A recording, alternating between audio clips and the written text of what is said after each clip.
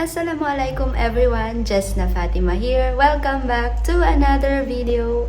So for today's Learn Malayalam with me, I will be sharing with you the Malayalam terms of the basic parts of the face, including the head and the hair. Let's start. Face, mugham. Head, tala. Hair, mudi. Forehead, neti.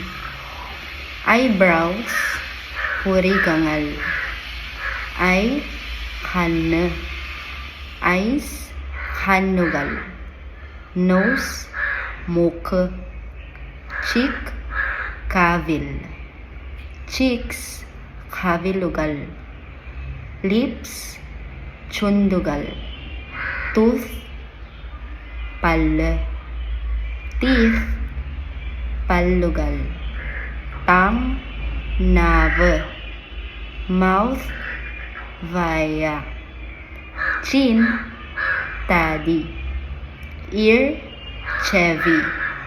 Ears, chevigal. I hope this video helps. Please follow me for more. Thank you for watching.